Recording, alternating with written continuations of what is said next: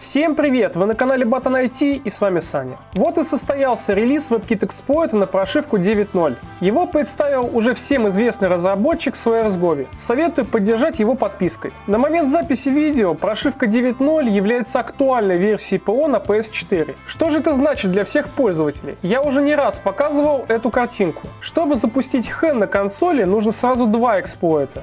Первый – это WebKit Exploit, который позволяет выйти из песочницы и получить низкоуровневый доступ к системе. И второй – эксплойт ядра, который дает полный доступ. Мы получили первую половину.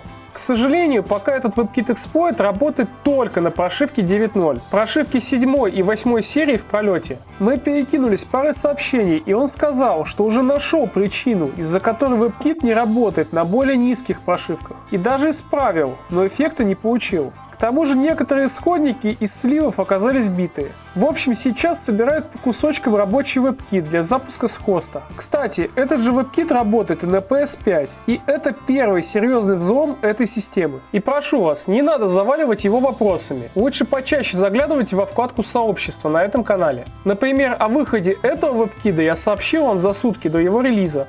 На данный момент эксплойт нестабилен, но это самая первая бета. На этапе монтажа SourceGovi написал, что этот конкретный баг не получится портировать на 7 и 8 серию прошивок. Он существует только на 9.0 и в 7 и 8 просто не работает. Так что нам все еще нужна точка входа для эксплойта ядра. И кстати о нем. Несколько дней назад Лэппи опять открыто заявил о его наличии в своем твиттере. Kernel Exploit пока находится в привате. И поверьте мне, на сцене идет работа. Никто не сидит сложа руки. Что-то получается реализовать, а что-то нет. Лично я уже не сомневаюсь о выходе взлома на прошивку выше, чем 7.55. Но вот какая из них пойдет первая, покажет время. Пока оставайтесь на тех версиях, что у вас есть сейчас. Не нужно обновляться на прошивке выше.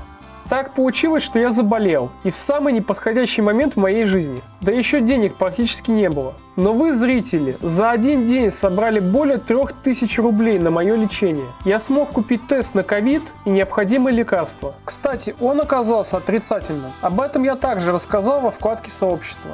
И как видите, мне стало получше. Но все равно еще слаб. И тем не менее, решил снять этот ролик как некую благодарность за вашу поддержку. В общем, ребят, правда, огромное спасибо.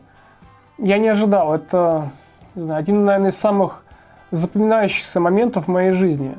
Правда, это, не знаю, для меня это что-то невероятное.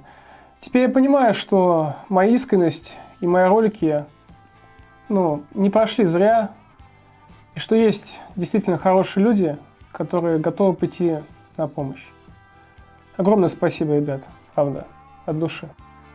И как всегда, спасибо за просмотр. Подписывайтесь на канал, ставьте лайки.